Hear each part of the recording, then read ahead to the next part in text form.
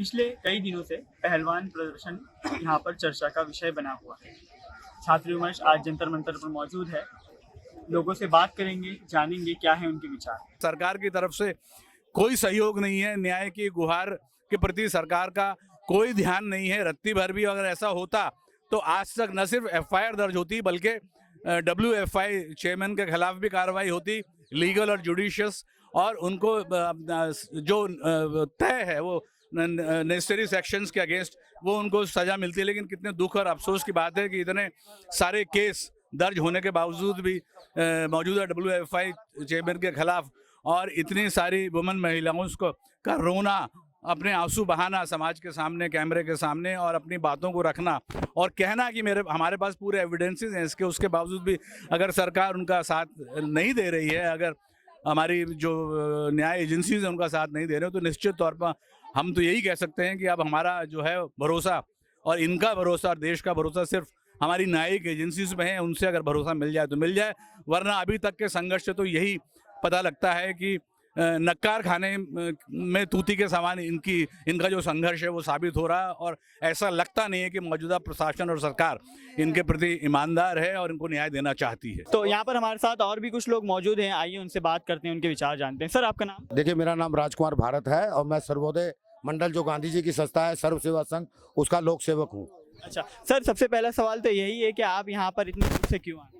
देखिए, जब किसान आंदोलन चला तो ये तमाम किसान की बेटियां हैं, ये जो साक्षी है और जो फोगाट है, तो ये सब किसान के बेटे बेटियां ही हैं। इनका जब यौन शोषण हुआ तो ये लोग भी तो शामिल थे ना उसके अंदर। ये मोखरा की बेटी है और मेरा गांव नजदीक पड़ता है रानीला, वहाँ पर।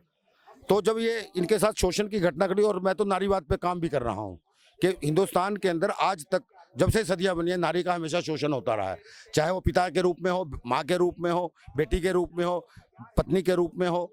तो नारी का शोषण होता है। तो आधी आबादी पूरी दुनिया के अंदर और आधी हिंदुस्तान के अंदर उन्हीं के साथ ऐसा हो रहा है। अभी बहुत सारी बच्चियां तो बताती नहीं है अपने पेरेंट्स को कि वो साइन कर जाते हैं, क्या कहेंगे, हमको काम नहीं करने देंगे।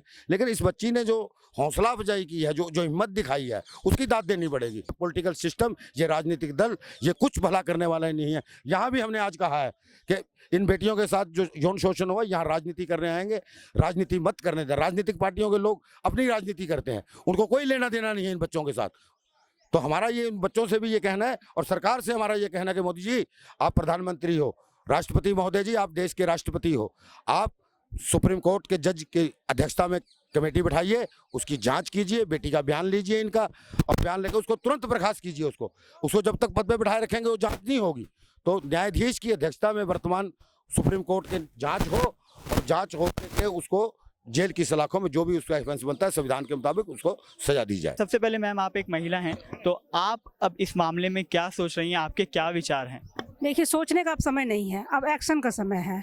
और एक्शन है कि घर घर बच्चा जागे, बेटी सब एक होके घर से निकले और इस लड़ाई को एकजुटता के साथ में शांतिमय तरीके से लड़ने की ज़रूरत है।